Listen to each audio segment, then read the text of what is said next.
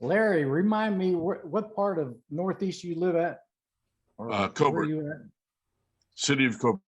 Coburg, okay. City of And Coburg. I've never How been you guys doing over there?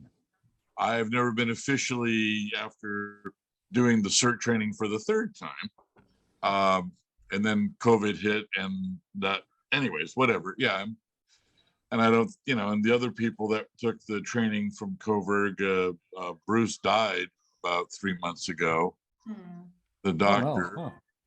So leukemia. Yeah. Yes, I don't really know where I fit in all that. Again, I took the CERT training back in I think 2006 in Newburgh, and then again when I moved to Eugene in 2008, and then again in 2019. Is Jim Bill still the emergency Yes, he manager? is. Yes, he is. Okay. Hey, Andy. Yes. I have a question. When you were saying that they were looking for volunteers to man the water stations in the event of disaster, do those have to be CERT volunteers or can it be somebody from the neighborhood? You talking about the e-web wells? Yes. Yes. They have to be CERTs. It is an agreement between it's an agreement between the emergency management of Eugene and e-web. Okay. And so they have made agreement that only CERTs that have completed the course and also completed the IS-26 course, points of distribution from FEMA, will be able to be on the pod team, points of distribution team. Yeah. Okay, thank you. Yeah.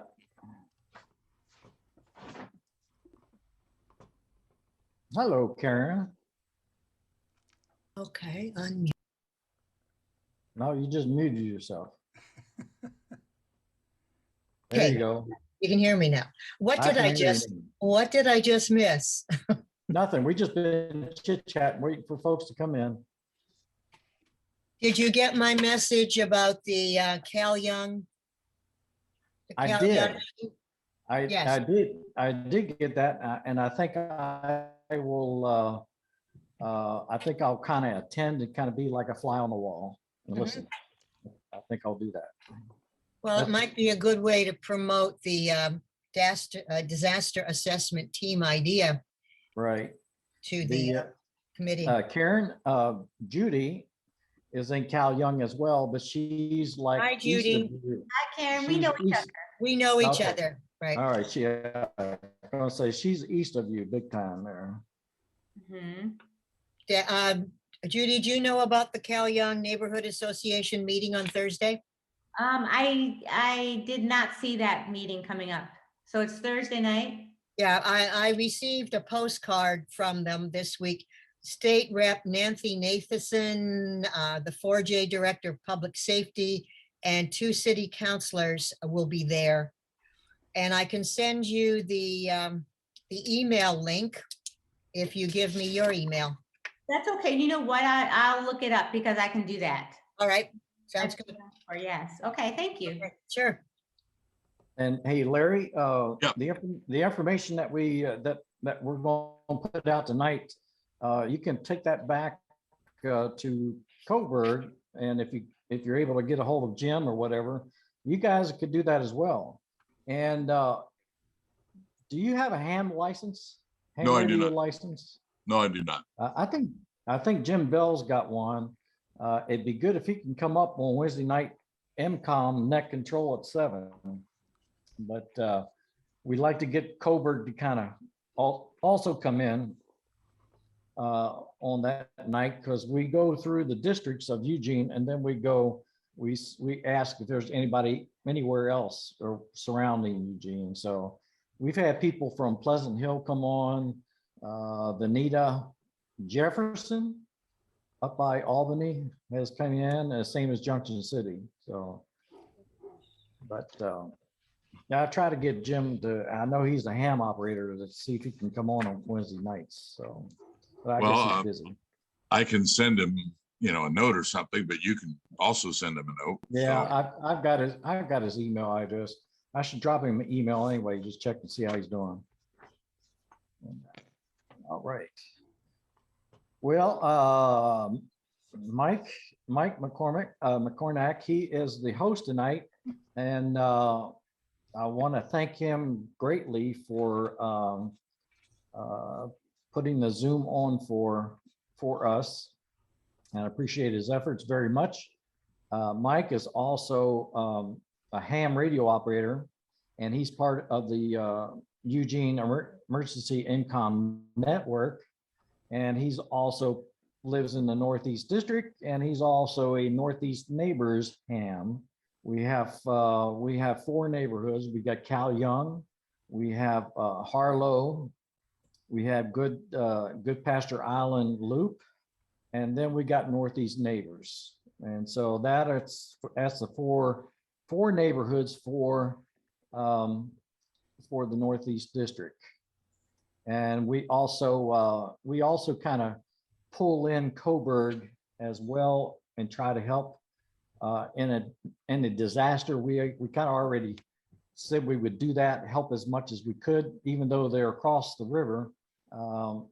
But if we're able to, we would help them as well, since they're just kind of north of Northeast District anyway. So tonight is basically I wanted to address our CERTs in the Northeast District, and so the addressees, they were on there were all those that were CERTs in our area. And so for a long time, I have been receiving emails and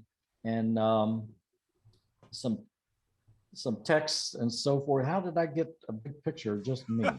I did that. Oh, Because okay. you're going to be presenting. I thought you ought to be the big guy, Andy. Oh, that's okay.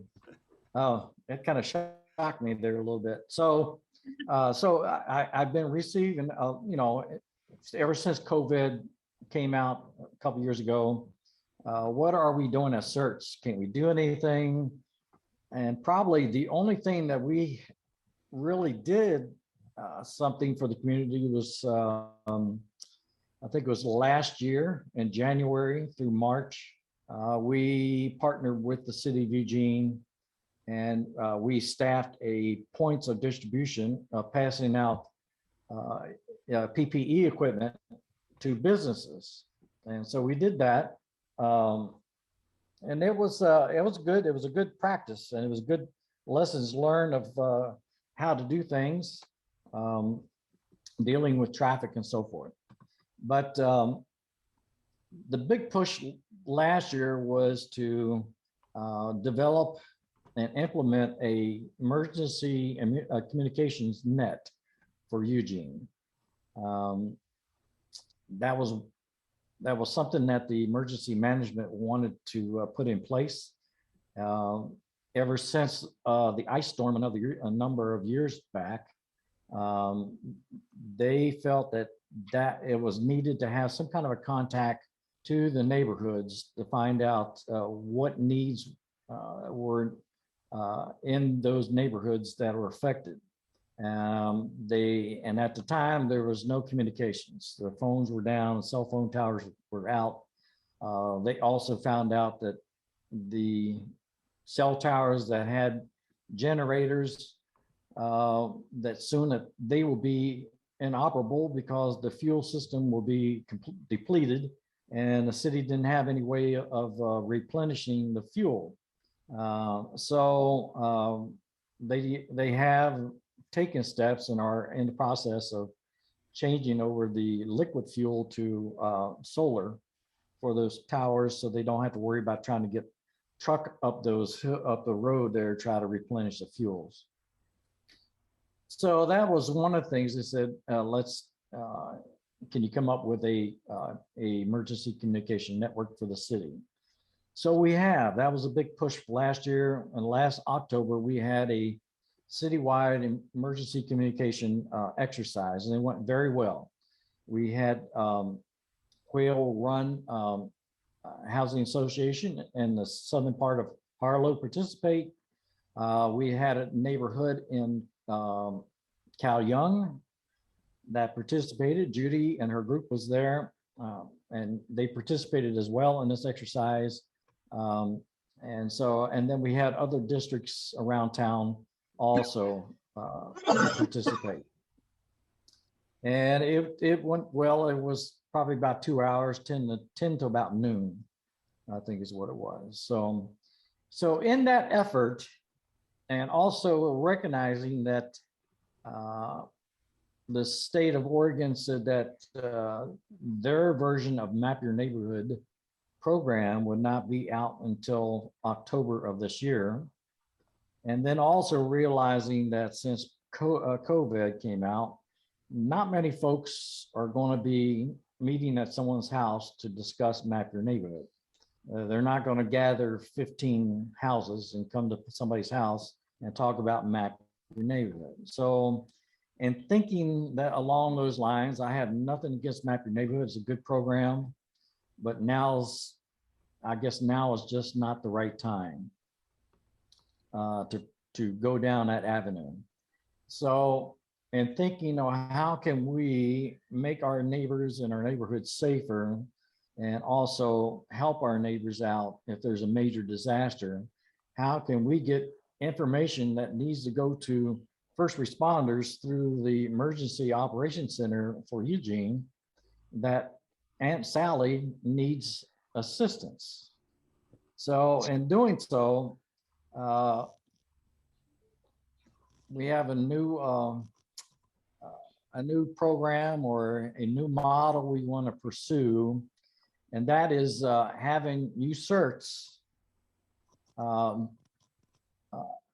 solicit civilian volunteers that live next to you, that is your neighbors or so that live around you, to be a disaster assessment team. You only need just two people, and you as a CERT or a team leader, you would be the radio team leader for that damage assessment team. So whenever a major disaster happens, whether it be a snowstorm, ice storm, windstorm, firestorm, a 9.0 earthquake, or a tornado, of course, we may not have one, but we may have, you never know. So if something major happens, you could have your damage assessment team to take a walk through the neighborhood and jot down or notate what damage that they may see through the neighborhood that they're walking through. They can either take a walkie-talkie, which we call the FRS radio, Family Radio Service. And as they're walking, they can call back to you as a radio team leader.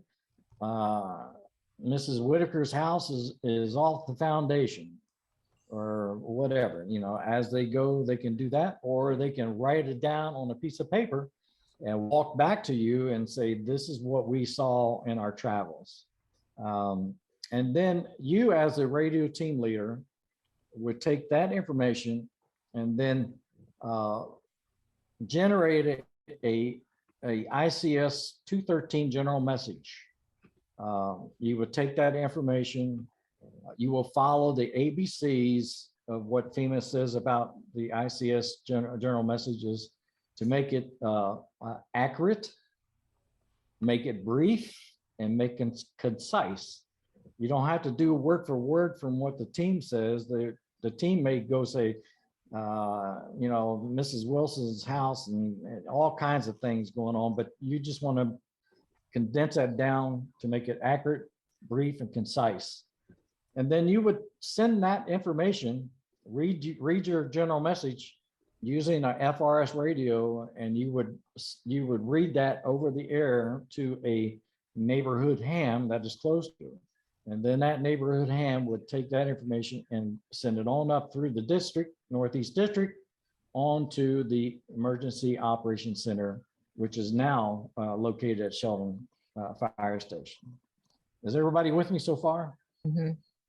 How are we doing? Any questions so far? Yes, Sheila. Sheila, you're muted. No, you're muted, Sheila. There we go. Asking a question. Okay, so we, if I'm a part of a neighbor, if I'm a part of my neighborhood team and I'm radioing to the nearest ham, will the hams reach out to us, or will we just put it on the proper channel and expect to find somebody? No, you will, you'll be on the proper channel. Okay, And as for, you're in Harlow, and I think your channel is channel 1, is that correct? I think it was channel 1, yes. Yeah. Mhm. And so more than likely, Evan will be the ham radio operator in Harlow. And Evan has taken a step, a big step. He has gotten well, they call it a GMRS radio with an antenna on his roof. And he is able to receive FRS transmissions at a greater distance than a handheld walkie-talkie type. And he has it as his house. And so it does have great distance. And we want to test it out. We want to do some testing and some training within the Northeast District within the next couple of months. And we probably will, we want to probably do this on the second Saturday of each of the month. We want to make that a training day to where we will actually do some talking on the radios and things like that. So we want to make the second Saturday of each month be a training day. So Evan will hopefully, if something happens, you and Sheila in the Quail Run will do a radio check between each other, make sure that you can hear each other. And so when the time comes, you need to send a message to Evan. You'll just call and say, Evan, this is Quail Run. I've got a message for you. And then he'll just reply. But he'll just be listening. He'll be just listening and waiting for you. Okay, that's what we did in the exercise, but I didn't know Yeah. if it would be different in real. No, that's the way it's going to be. With you guys in Quail Run, you've been working with Map Your Neighborhood for a while. You've got your teams all set up. I was hoping that we would have more CERTs that didn't have teams to set up to where that they could get busy and try to get some extra, start some damage assessment teams in their neighborhood. I just want to remind you as CERTs that the purpose of the Eugene Springfield CERT program, we're to promote disaster awareness and within our neighborhoods. That's our function as a CERT. Same thing for Coburg.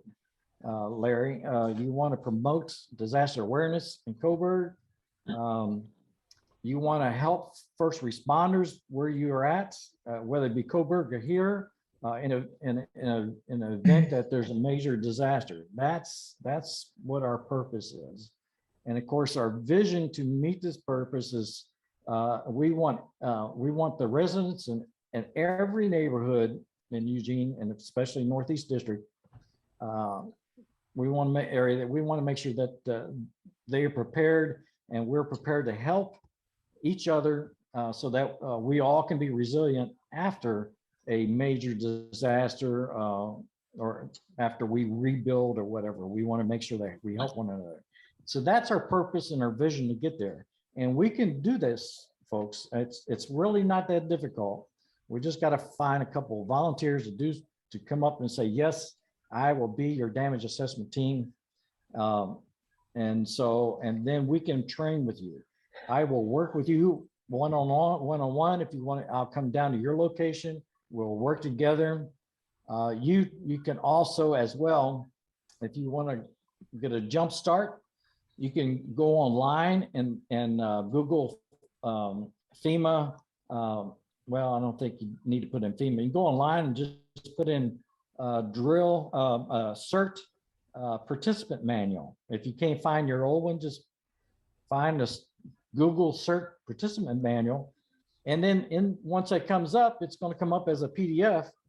Look through there and look up where the light search and rescue part in that manual. And all we're going to consider, they have the size up. If I remember, there was like 9 or 10 size up steps that we had in our CERT class, and you would go through the size up, and then when you got to the bottom one, you would go back up to the top and reevaluate and goes through again if you need to. So for this damage assessment team, all we're worried about that they have to do is steps 1, 2, and 3. This 1, 2, and 3 of the size up. And basically 1, 2, and 3 is to go out, look and see what is going on, what has happened, look for what the dangers that may be associated with what they see, and then report back what they saw. That's all we want those damage assessment teams to do. We don't want to get them hurt. We don't want them to go dragging people out of the houses. We don't want them to do anything like that. We just want them to be the eyes and ears for you to report it back to the EOC. Okay, so Now, Bill lives down in the Lake Ridge housing area, and I was hoping that Apple would be here as well, but so we want to get them working as well. Judy, I'm sorry, I cut you off. that's okay. I have a question. So Sure. don't you think in each neighborhood, like say, because I started a Map Your Neighborhood group, but like you said, nobody really wants to get together during COVID. Right. Wouldn't we want more than 1 or 2 people, just because like not everybody's going to be around when a disaster strikes, right? So you want a lot of people trained, right? Or not really? Right. And That's a good question. The goal is to start with 1 team, with 2, okay, and then you can develop more teams. Okay. You can go on Google Maps and look at the neighborhood that you live in and see, okay, I'm bounded by these streets. And Mhm. so you as a CERT say, okay, my first team, I want you to go this street, this street, this street, and down this cul-de-sac and so forth, and then come back. And if you have another team, say your damage assessment team 2, because I want you guys to go this street, this street, this street, or whatever.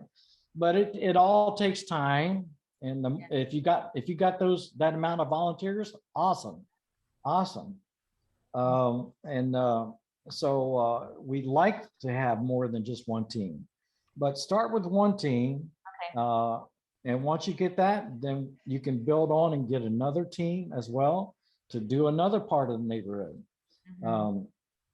So there's kind of use that. You don't want to get too far away with your walkie-talkie, your FRS radio. You want to make sure you're able to communicate. So that also determines your boundary of how you can go around where you're located. And each of the groups has to have a CERT to be No, to the radio operator? no, No? You are the CERT. You're the CERT, and those teams, the 2 damage assessment team, they can be husband and wife. They can be dad and son, or daughter and wife, mom, or whatever. Okay. They're just going to go out, be the eyes and ears, and look and tell you what they saw. That's Okay. all. But a And you're CERT the is gonna be the actual radio operator, or the, the two of them, one of them can be a radio operator, and one can be writing it down, be a scribe, writing what they see, and then they can report back to you. right, that's what I We mean. don't. Then you have to have a CERT that they report to, and then that CERT then reports to the ham. Yes, they're going to report to you. You're a CERT. Yes, I know, You're- right, You're going to be the radio team leader for this damage assessment team. right. And so you're going to be listening on the radio for them if they call you. So they work for you. Right, So- yes, yeah, okay. Yeah. I was just And thinking, so, and then, you can't get another you need, if you have other neighborhoods around you, like around my place, because those radios only go so far. Right. And you need to have a CERT radio leader or the person that the neighbors in the neighborhood report to. I guess. What am I'm I- not sure if I follow. Yeah, I'm trying to say this in a different way. So you have neighborhood, like you said, civilian people that want to go around and assess the damage, and then they report their report back to a CERT, who is then sends the message on to the ham radio operator. Right. So they're going to go. They're going to go and they're going to report back to you, Judy. Yes, I You're know. you're yeah, and then you're gonna have another radio, another FRS radio, and then you will take. So you don't want to change the channel from your damage assessment team. You want to keep that live. So you'll grab the other radio and then you'll call the ham that is close to you and pass your information on to them.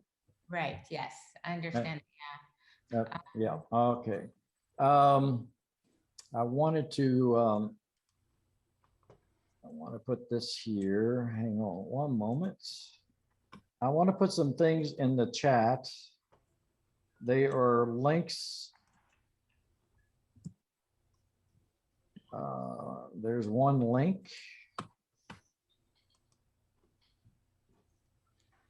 Let's see, I'll copy this one too.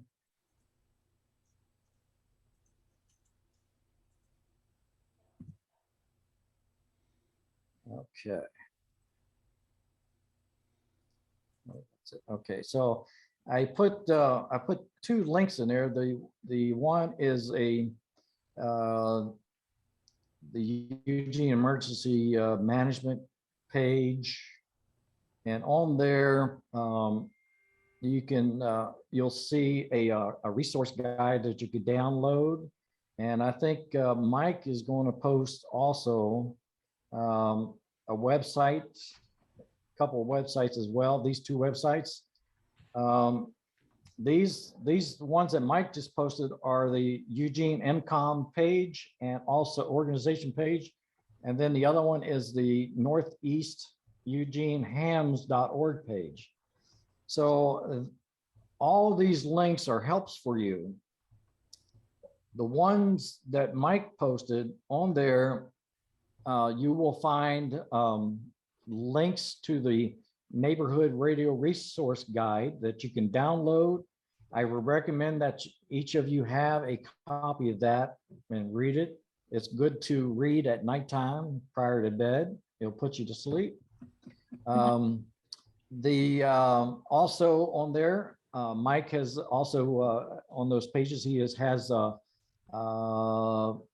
copies you can download for the ICS 213 general message form.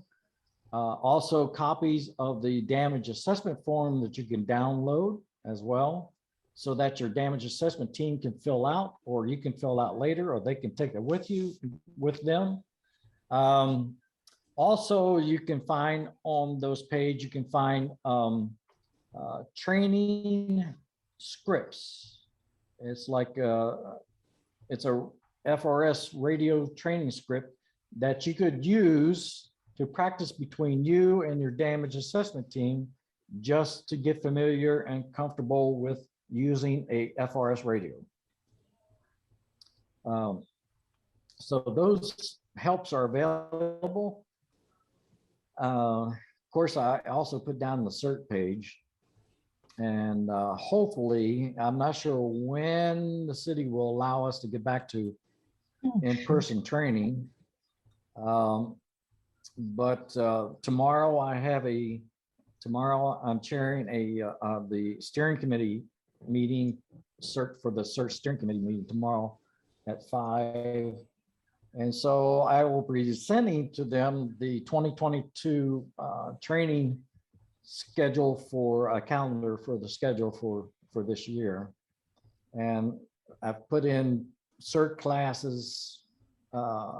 We are doing, just to let you know, we're doing the hybrid course. where the students will take the course through the University of Utah. And then once that's completed, they will come to us and we will give them 16 hours of hands-on training down at the Second and Chambers at the Fire Training Center. So we scheduled that portion to be March 29th and 31st and the 2nd of April of this year, if it goes. And then I scheduled another class to go in July, and then another one to go in October. And then also scheduled 2 Saturdays this year for emergency communications. It's a 4-hour class. It'll be on Saturday. And it's emergency communication. We'll be dealing with FRS radio. We will talk about FRS radios, and we probably will do some scenario training, practice training there with some kind of a mock drill. And then we will also be doing 2 Saturday trainings on traffic control and crowd control. That class, well, actually both classes, but mostly the traffic and crowd control are for those that have taken the pod training for the emergency wells. I want to make sure that the CERTs that are in the emergency well teams have traffic and crowd control, because more than likely you're going to need it if they activate the wells. So you need to have the tools in order to do the job. So that will be the major training for this year, along with the first Wednesday, we are doing fire chats. We're continuing to do fire chats. And then once we're able to get to do in-person training, then we will do our first Wednesday trainings like we used to down at Second and Chambers on that. Let's see. So my goal is, I hope that you folks can get a damage assessment team. I will come and work with you, meet your team, and we can work together. I like for us, like I said, for us to do a training the second Saturday of each month, all of us. We'll try to pull together. We'll try to get the hams going as well. And we will kind of work through some scenarios. I can run off some damage assessment forms, and we can put them in the envelope and maybe put them at different locations in your area to where your team can walk by and they'll see, oh, there's a red envelope. I bet that's for me. And they can take it off and they can open it up. And so they can, that's a damage assessment form. And then you can take it and make as a CERT, turn it into a ICS 213 message. I think Bill had his hand up there. He's going to say something. Oh, just waving at something. I don't know what it was. Oh, okay. All right. Sorry. Okay, Judy, and then Karen. Karen. Oh, Karen, go ahead, Karen. You and I had a conversation about FRS radios Yes. within the past month, and I did some looking online, and I was totally overwhelmed with all the choices and the variety of the range, how far they could, transmit. So I haven't made a purchase yet, but I'm interested in making a commitment to buy maybe 4 or 5 radios, particularly now knowing that there would have to be one radio tuned to the ham channel and one radio tuned to the channel that the assessment team is using. So Right. on these Saturdays you're talking about on FRS radios, will you cover the quality of these and the price ranges and give some direction about the best value for buying radios? That's a good question. I just bought another, they usually come in a pair, Karen. So they usually come to a set. And before Christmas, I bought a pair at Bimart. It was on sale. It was like $29.99. And then I noticed, I think it was after Christmas, and it might have been this month or maybe a couple of weeks back, Bimart had another sale, but they had Same brand. It was a Midland. They were both Midland brands. But this one had a little bit more features on it, and they were the sale price was $59.99. But still, for $59.99, that's still a pretty good price. But I've got six radios myself. I've got 3 pairs. But it's $29.99. That's, you can't beat that. And I would wait until the Weimar flyer comes out and see if it's there. You can go online. You could probably go to Amazon, Right. and you could That's probably what put it. I did Yeah. that. And what I'm aware of is there's batteries and then there's rechargeable batteries, which makes a lot more sense to me Right. than finding out your batteries are dead because you haven't used your radio in a long time. So there's a lot of things that I would like to learn more about before I actually make a purchase. And, you know, the cheapest radio is Well, not that- necessarily the best in the long run. Right. And that's a good point, Karen, because the radios I have rechargeable batteries, but you can take that rechargeable battery out and put in Right, double A's, right. which is And good. I thought that was a really good Because, feature. yeah, because if you're in a situation where you can't recharge the battery Mhm. and you've stockpiled a number of double A's, Mhm. then you could use the double A's and still be in business. And hopefully that will last you until either some kind of a power come on, or if you've got some kind of emergency power source that you're able to hook up to where you can recharge your other batteries, then that's the way I would go, to see if you can have rechargeable, or you could put in the double A batteries on there. Some of them, I don't know if some of them have triple A's or not, but Well, I think yeah, the word I really- give you the option. I think it's a really good idea to have these Saturday trainings. And that might be something once you have your 2 or 3 people who have agreed to be on your assessment team, if they would like to be part of that. And, you know, it's very different than to just hand someone a radio and say, here, you do this, instead of Right. having them come to a meeting or a training. So Right. I'd be And interested. I can, if you want, I can send you filled out damage assessment forms that are completed. You know, they could be, it doesn't matter what they say. Right. And if you want, and you have your team, your damage assessment team, you could go out and put those on an envelope and have them dispersed like through the neighborhood, and it could be like a treasure hunt for them to find. But yes, we want those teams to work with us on the second Saturday as well. So that we can all train together. The goal is we get as many teams operating as possible, and to work up together as a group for the Northeast District to when this October we have the citywide emergency communication drill again, so that we can all participate in that citywide drill. That's the goal. We'll take it slow. We don't have to go crazy with it. And then we'll just kind of build on it each month. We'll do something, add something more to it. Maybe the first time we'll just do a radio check, see if everybody can hear everybody. We kind of do that. And then maybe the next month we may do training on how training for you guys, CERTs, to take a damage assessment form and make a 213 accurate, brief, and concise, and send it. So there's many things we can do, and it'll keep us busy. We don't have to really, we'll be socially distanced, so to speak. So that's good, because it's all radio. But let's see, what else? Mike, am I missing anything, leaving anything out?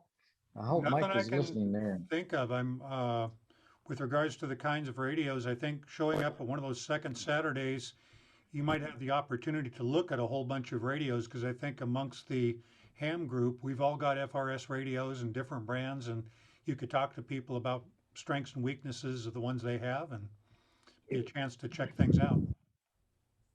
Yeah, and so that's the, one of our big problem is we're still recruiting for ham. So if you know any ham radio operators, please send them our way. We need ham radio operators to different areas. So I know Evan, like I said, I mentioned earlier, Evan got a big old 50-watt GMRS radio for his house, and that's kind of helping a little bit. But we still are in need of ham radio operators.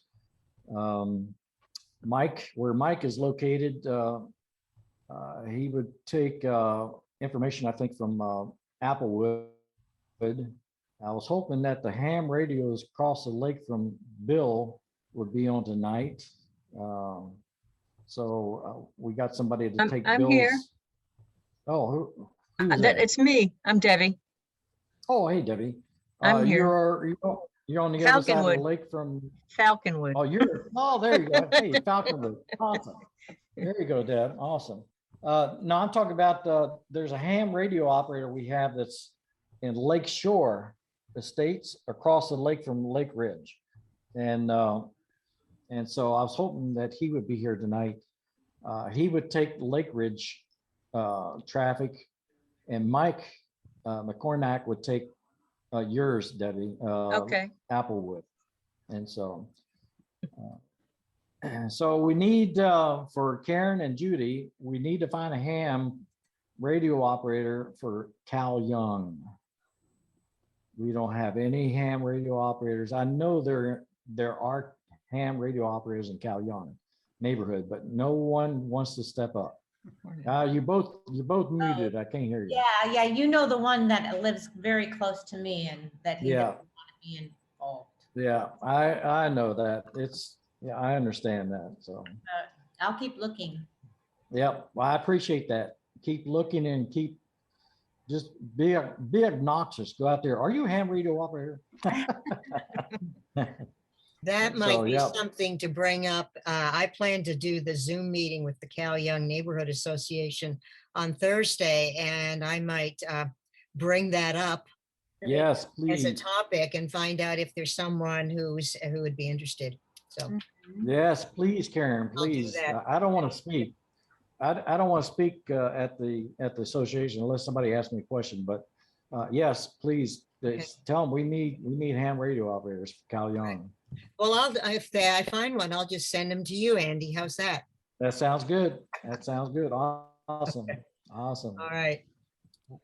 Let's see. We talked, we got the links on the side. Anything else I'm missing, Mike? I think I'm good. Bill had his hand up here a second ago. Okay, Bill, sorry. Yeah, I just wanted to be sure I understand this clearly. Deb would be able to act as the ham radio operator for Lake Ridge as well as Lake Shore. Is that correct? Well, if it comes down to it, we will go that route. Yes, you would. If the ham radio operator in Lake Shore across the lake is not available, or until that ham is available, then your link would be to pass your information to Deb, and then she would pass it to Mike using the FRS radio. Yes. Got it. Okay, so Deb is not a ham. She's not a ham. At least I don't think she is. Are you? No. Okay. All right, got it. Yeah. We looked at this before and we thought, well, it's just like a electrical grid. When one grid goes down, then it goes through another avenue. So if we can't get the ham up and running on the other side of Lakeshore across from you, then you can pass your traffic. Deb will be busy. So you'll pass your traffic to Deb and then she'll pass it on to Mike that way. And actually that would be a very good training scenario to do, to see how that would actually work. So it'd be good training. Yeah. I'm also going to put out can I say something? I'm going to put in the newsletter this next month, which will be next week, asking if anybody of the 180 homes here is a ham operator. There may be somebody in the park that is, so I'm going to put that out. Okay, awesome. And so like for you in Applewood and for Lake Ridge, all you need, your community is small enough. All you need is basically one team. You may want to get another one. There's a housing community between you two, and I don't know what it's called. It's right behind Home Depot, and I don't know what it is. But it'd be good to have somebody to check that neighborhood out for damage as well. This probably you just need one team. Yeah, this is probably going a little bit further than we need to in this meeting, but we've got 200 homes here in Lake Ridge, so that's quite a lot for one team, I think, to cover. I would envision 3 or 4 teams, actually. Well, What do you think? that'd be great. I think so. But start with one, and you get one. Then if you can get two, another set to volunteer, awesome. You know, and if you can get 3, even better. But let's try to get at least one, and then we can add to it. We can get another team going. So you can have a damage assessment team 1, damage assessment team 2, damage assessment team 3. And the same thing for you, Larry and Coburg. You can have the same thing, have teams over there. So that's what I wanted to talk to you about, try to get the information out, encourage you to enlist some civilian volunteers to be members of your damage assessment team. And then US CERTs, you will work with them. I know, Bill, you're not a CERT, but that's fine. You can still be a radio team leader. And basically just work with them. Also, I made up a document today, and it was kind of like, I guess kind of like a guidelines for what a damage assessment team is. Would that be right? What do you think, Mike? Yeah, just an outline of how it works and how it works. Yeah. Okay. And I don't know, did you put that on a thing somewhere? Let's see. I have not posted that yet. So did you get that? Okay. All right. No problem. Yeah. And so that will be, it's kind of like a description of the damage assessment team. And Mike will have that posted as well on the EugeneNCom.org page or the Northeast Eugene Hams.org page. They'll be listed there. Damage assessment team description. And you can download that as well. And you can give those to those that volunteer as basically. Any other questions or comments? Thank you for all your work, Andy. No problem. Let's see, I've got, I put people down that for the Northeast District. Susan Sander wanted to be on the eWeb well team. Karen Myers is on there. I put her down for the team because she's taking the IS 26 course. Andy Gear. Andy Gear is in Harlow neighborhood, and he completed the course and he's on the team. Phil Hartwig is on the team. He's from Harlow as well. So we need to get, I'd like to get more certs for that team, but they got to finish the IS 26 course first. But at least we got some members there. So Andy, if you're a CERT, you can't be doing 2 things at once in a disaster scenario. So right, and the thing of it is if there's, say something, say a community has a problem with their water supply, and eWeb says, okay, let's go ahead and activate the well for this neighborhood. Right. It's not a citywide disaster. So if they do that, then we as CERTs will go man or staff that well. Okay. But you are correct that if there is a major disaster, everything is going to hit the fan. So I'm not sure where the wells will come into play. If anything, they probably will come into play not right away, because more than likely the city is going to want to know what are they facing in Eugene for emergency, I see. emergency priority things to take care of. Okay. that makes sense. And then once that's done, then they may say, okay, well, we're gonna have a well open or something like that. So, Okay. yeah, we may have to do a couple different hats going here or something like that, but it kind of keeps us honest. It does. All right. Well, I want to thank you for coming on tonight. I hope you have my phone number and my email address. Please give me a call anytime you have a question, or if it's a long question or something like that, you can always drop me an email. I'm always willing to come and assist you and help you whatever you need. Because I helped you, you can help me, and we all together, we help the Northeast District and our neighbors. That's the main goal. We don't have a directory, do we, of CERT members and their emails and or telephone numbers? We do, but it's not available. It's not available for all. Right. The yeah, the ones that have available is the outreach officer, which is Tracy Bear. She has that so she can notify all you folks. And then the district leads, they have a copy for so they can get in touch with their CERTs in their district. And then of course I've got one. Okay. So we just don't make it available for Right. everyone.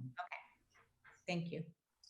But in all total, I think in the Eugene Springfield CERT program, there's 108 CERTs that had replied to say they wanted to stay active. Mhm. So we had a lot more, but a lot of folks just took the class and then they didn't want to be a part of the program. But we had 108 that actually replied and said, yes, I want to stay active. Okay. So, Thanks. and also when we are able to do the in-person CERT class to finish up the online training, you guys are more than welcome to come and assist during that. It's not, that hands-on portion is not like it was that you went through. It's more kind of like it's basically like 2 days of actually doing. There's no lecture, there's no lecture, there's no PowerPoints. It's all hands-on actually doing. So you're more than welcome to come down and help out. We want to have one instructor for each set of 6 students. And so each instructor would love to have other CERTs to assist them in their group. So we're looking to have like, I think there's 3 tables across in that room. So we're looking to have like 4 rows. So what's that? What's our math? 4 times 9 is what? 37? Is that right? 6. I don't know. 36. So anyway, so that's 36. So that would be four instructors for each of the row, 1 instructor for each of the row, and then we would like other CERTs to come assist with that as well. And then of course we have the drill on Saturday, which is all day. So, but anyway, awesome. Any other questions before we go? I told Mike we weren't going to be long. Here it's been an hour. All right. Well, I thank you very much. You have a great evening. Okay, Feel thank you. free- All Thank you right. for all Have a you good evening. Okay. Bye. Thanks, Bye. Andy.